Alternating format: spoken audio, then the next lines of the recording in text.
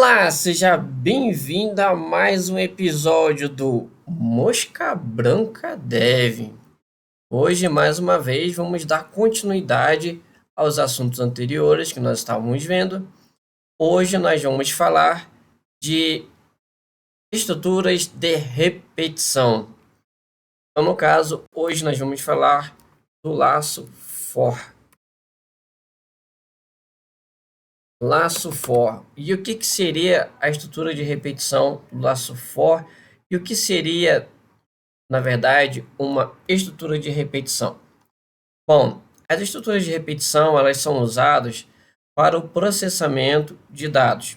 Então, por exemplo, quando um programa de computador precisa varrer uma tabela de banco de dados para fazer algum cálculo ou por alguma informação, essa varredura é feita através de uma estrutura que nós chamamos de repetição ou também de loops. E aí, então, nós temos o laço for, que é uma das estruturas, não é a única. Nós vamos ver um pouquinho sobre ela hoje. Então, eu estou aqui com o nosso código, que nós já vimos outros assuntos em vídeos anteriores. Estou só dando uma pequena limpeza nele aqui. Muito bem. Vamos então colocar uma estrutura inicial aqui com o laço for. Repara que nessa versão de Delphi, ele já sugere uma sintaxe para você do que seria o laço for. Eu vou aproveitar em partes essa estrutura. No caso, a variável i, ela é uma variável inteira, e eu vou declarar aqui. Ok, variável i devidamente declarada. O normal de uma estrutura de repetição for, especialmente em algumas versões mais antigas de Delphi ou de compiladores, é você atribuir um valor inicial para ela e indicando um valor final. A estrutura for ela é indicada para quando você já conhece previamente o final do processamento. Então, por exemplo, quando você vai fazer um cálculo de uma média de 3 números, ou quando você vai verificar os números divisíveis por 10, de 1 a 100, de 1 a 30, ou algo do tipo. Por exemplo, no vídeo anterior nós falamos aí sobre aquelas coleções de dados com case, e às vezes eu poderia ter mais de um elemento ali naquele teste com case, e eu poderia usar o for para poder fazer ali uma verificação individual de cada item. E aí, em vez de eu utilizar um case, eu poderia utilizar um if, certo? Então, dentro do for, vai ser regido as mesmas regras que nós já vimos aqui. Uma única linha de comando, não preciso de BigInt, bastaria colocar o comando aqui. Mais de uma linha de comando, preciso do termo BigInt, e aí dentro dele eu posso ter várias estruturas. Mas vamos por parte. Então, digamos que aqui eu queira, por exemplo, pegar esse código de cliente. Não, vamos pegar algo mais interessante. Vamos pegar então o valor do salário mínimo e eu vou passar esse valor de salário mínimo recebendo. Vou botar aqui antes do comentário. Melhor. Então, vou pegar aqui o salário mínimo.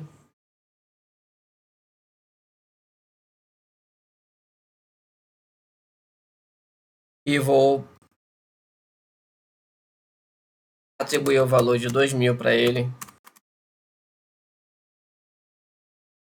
Eu vou pegar, por exemplo, esse salário mínimo e vou tentar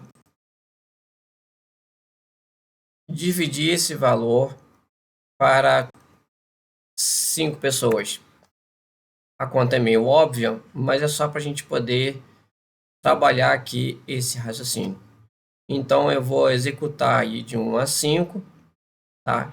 E eu vou botar aqui uma outra variável real, que eu vou chamar aqui de beneficiário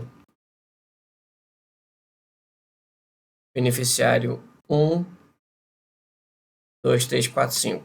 Isso depois nós vamos ver um outro assunto, que é o assunto de vetores. E aí nós vamos converter isso aqui em um vetor. Então, variável 1 a 5.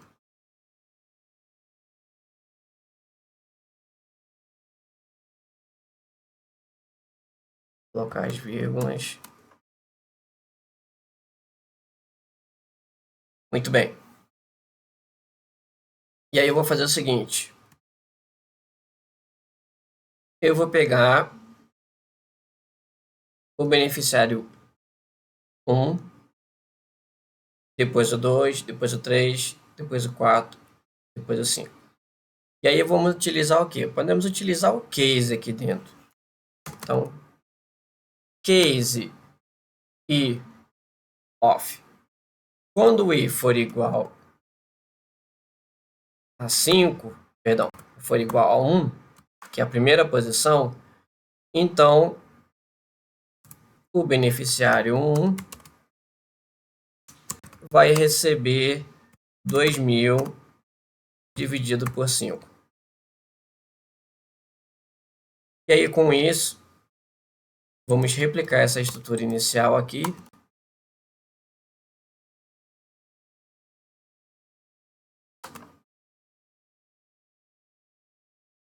Dois, 3, 4. E vou deduzir, se não for nenhum desses, ele vai ser beneficiário 5. Então, o beneficiário aqui vai ser o 2, aqui o 3, aqui o 4 e aqui o 5.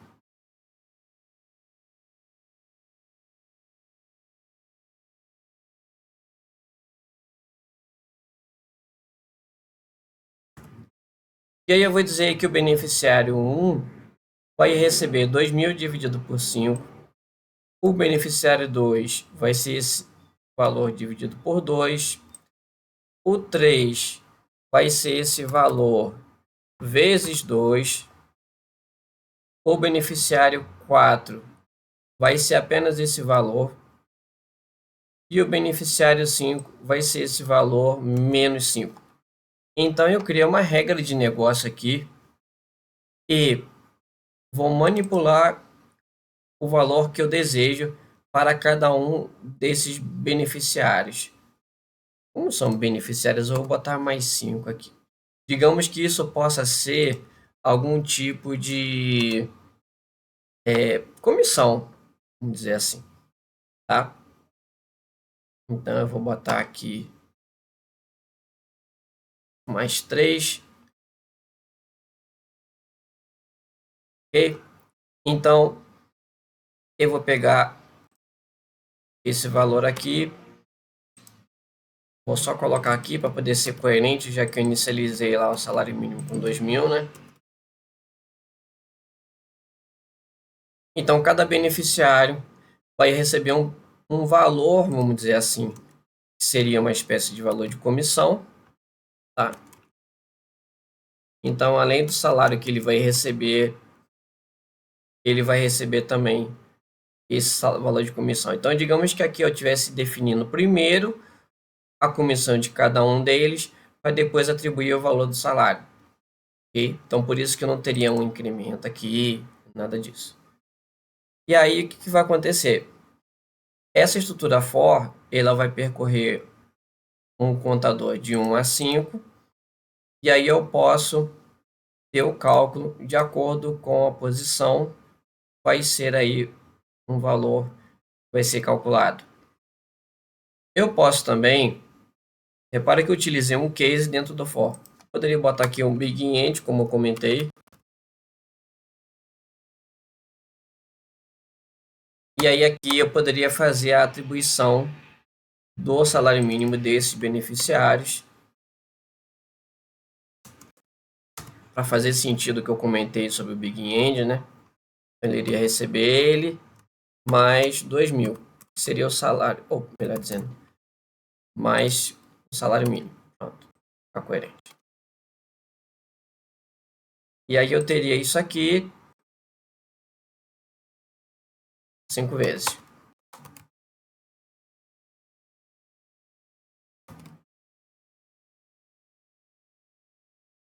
Dois, 3, 4, 5,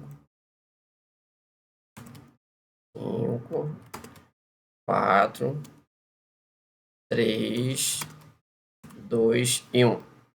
Então, muito bem. Primeiro eu receberia o valor da comissão, depois ele receberia o valor da comissão mais o salário mínimo, e com isso eu teria aí o cálculo desses 5 beneficiários, tá? Então, a estrutura do laço for, deixa eu tirar isso aqui do for, porque senão cada execução ele vai somar eles e vai dar um valor bem cheio. No caso, eu posso botar aqui, aí sim, ficar seguro de não gerar um valor exorbitante, porque senão ele ia somar isso aqui a cada loop, cada passo do for. Não é exatamente o objetivo aqui da demonstração. Então, ele percorreu de 1 a 5, atribuiu aí os valores da comissão, e depois, para finalizar, o valor da comissão, que já está dentro dele, mais o valor do salário mínimo, que está inicializado aqui em cima, com 2.000. Bom, e aqui eu poderia botar algum outro tipo de processamento, algum outro tipo de cálculo, que poderia ser individualizado ou não para cada um desses beneficiários, tá? O que mais que eu posso fazer com a estrutura do for? Então, repara que aqui dentro eu posso explodir isso aqui em várias possibilidades, né? Dentro do case, poderia botar estruturas de if aqui e tudo mais. Existe também um decremento ou uma contagem regressiva, vamos dizer assim, utilizando a estrutura do for. Então, eu poderia vir aqui, vou botar aqui como laço for decrescente. Laço for decrescente. E eu botar aqui for. De novo, o Delphi vai me sugerir ali uma informação. Só que eu vou botar aquele aqui recebe 5, down to 1. Tá? E aí ele poderia, então, fazer uma contagem regressiva de 5 e iria voltar. 5, 4, 3, 2, 1. Nesse exemplo, um exemplo bem básico, eu vou colocar aqui algo que, em tese, funcionaria, embora não faça muito sentido, mas é só para demonstrar o comportamento do loop for. Bom, então o que aconteceria aqui? Digamos que uma vez atribuído esse cálculo do beneficiário e feito algumas informações com ele, digamos que eu precisasse limpar essa informação para depois ser utilizada do zero novamente com outros cálculos de média, etc. Então, digamos que chegado a esse ponto aqui, eu não ia precisar mais dessa informação. Eu já mandei as mensagens do beneficiário. Enfim, agora eu preciso limpar esse conteúdo. Como é que eu faria isso? Eu poderia ver de novo de 5 até 1, e aí eu ia dizer que o beneficiário recebe 0.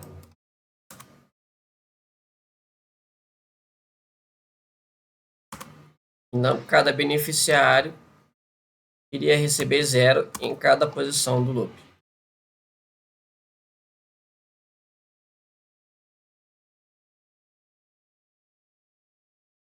Ok?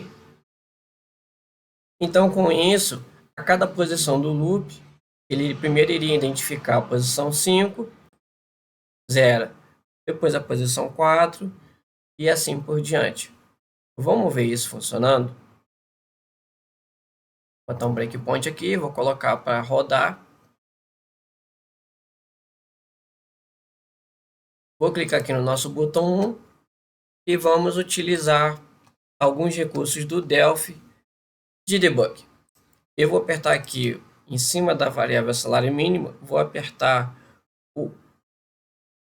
Deixa eu ver se eu consigo botar aqui com Add Watch.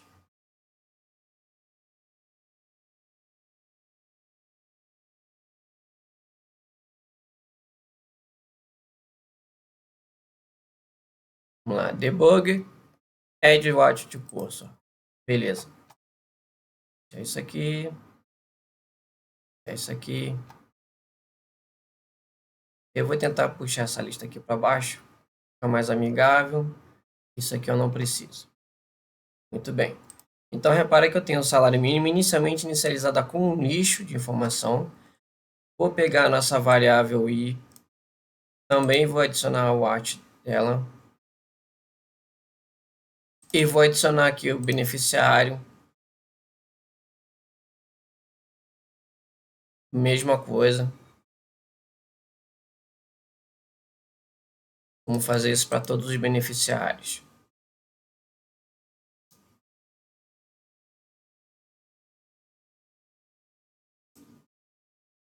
Subir um pouquinho aqui o painel.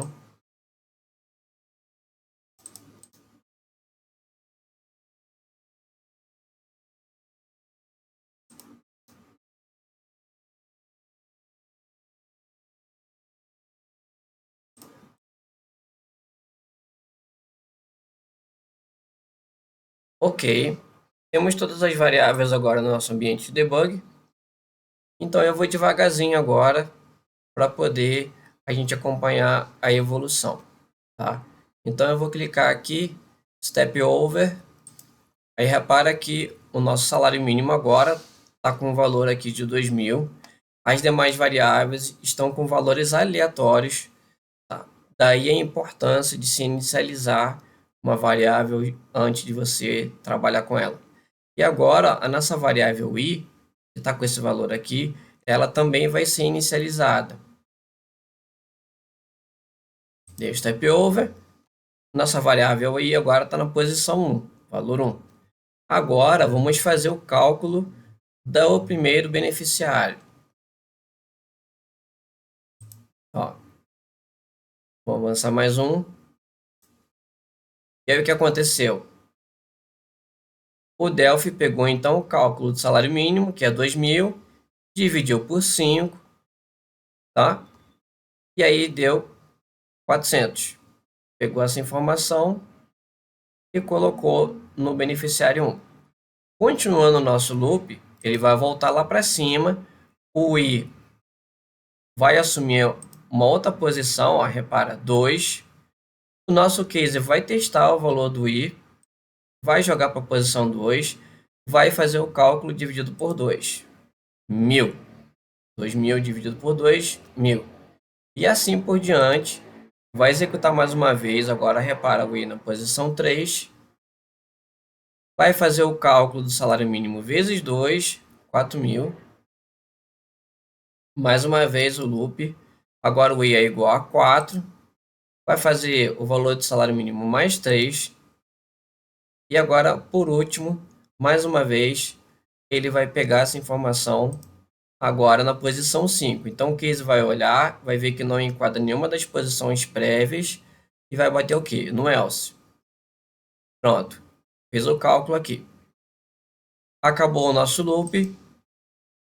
O que vai acontecer? Agora vai haver então a atribuição do salário mínimo. Já temos aqui o cálculo das comissões. Vamos ir adicionando. Repara que o número de cada beneficiário vai sendo incrementado conforme o cálculo prévio que havia sido feito, certo? E aí, como eu disse, digamos que essa informação já foi utilizada da maneira que precisava. Vamos limpar então as variáveis. Vou pegar de 5 para 1. Vou começar então com variável 5. Vai limpar. E aí ele vai voltar. E aí agora vai para o 4 e assim por diante. Desculpa. Vai vir aqui 3, a 2 e a 1. E com isso, o nosso for vai chegar ao fim e nós terminamos aí a utilização do nosso for, tanto crescente quanto o decrescente. Existem situações em que nós podemos interromper o laço do for, mas essa é a maneira mais didática, ou seja, ele precisa percorrer até o seu final. Tá legal?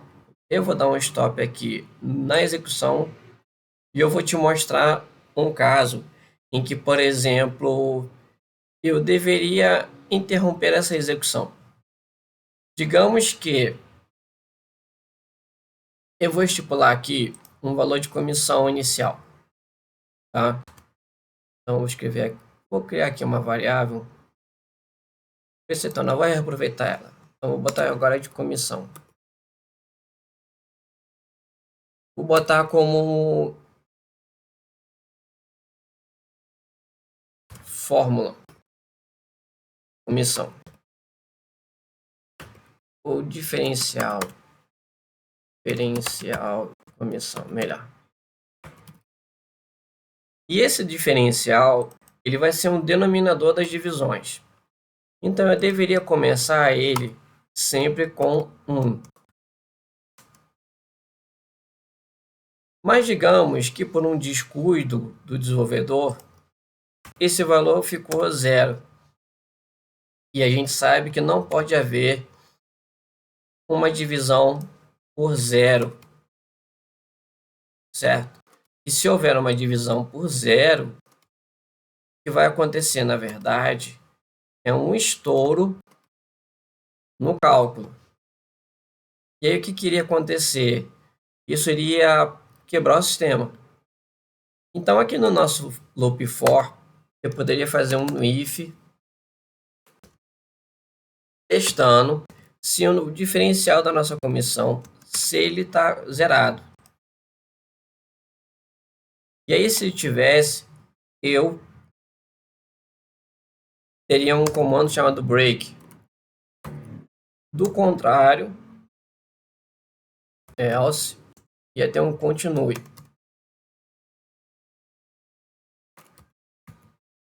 Perdão. Ele teria um break. Depois eu vou ver um caso para continue. Aí se ele fosse o else, aí sim seria o nosso case dentro desse else, tá? O case estaria dentro do else. Depois eu vou dar um exemplo do continue.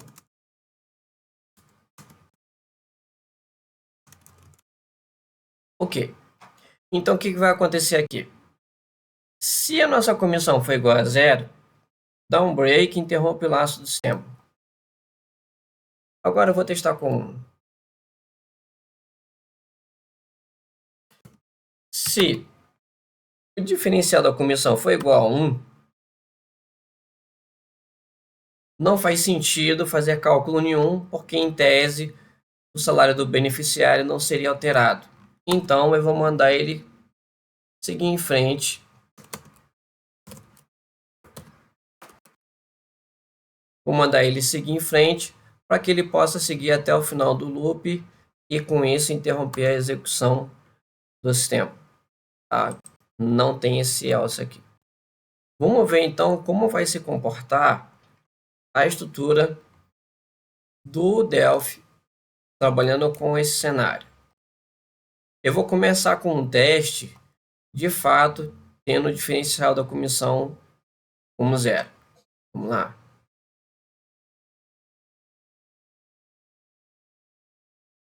Vamos então para nossa execução. Dessa vez eu não estou preocupado com o ambiente debug, estou apenas clicando aqui no F8. Então, inicializou com 0, começou o for, vai testar é igual a 0? É. O que vai acontecer? Break. Repara que ele pulou a execução do for. E aí, no caso, ele ia inicializar as variáveis aqui. Aqui ia ter um lixo de informação, então precisaria ter tipo um tratamento aqui. E depois ele ia limpar como estava fazendo antes. Então, repara que o break ele interrompe a execução do loop for. Agora, eu vou botar 1 para você ver o que acontece. Vamos novamente executar. Quando eu coloco, então, o valor 1,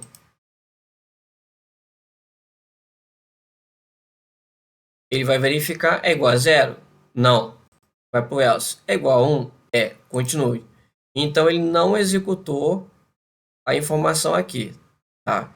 As variáveis aqui, elas permanecem com o lixo de informação inicial, não recebem nenhum cálculo. E ele vai percorrer as 5 posições, vai bater no 1 ali e não vai fazer nada. E depois viria para cá, para em tese adicionar ali o que seria o diferencial das comissões mais o salário mínimo. Então, o continue, ele evita que o bloco logo abaixo seja executado, mas ele não interrompe a execução. O break, ele interrompe bruscamente a execução de um loop.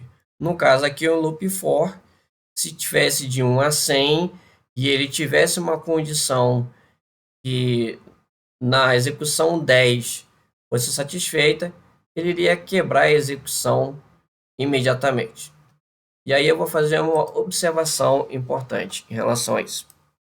O comando break, dentro do laço for, por algumas pessoas que lidam na área de desenvolvimento, é considerado uma prática ruim.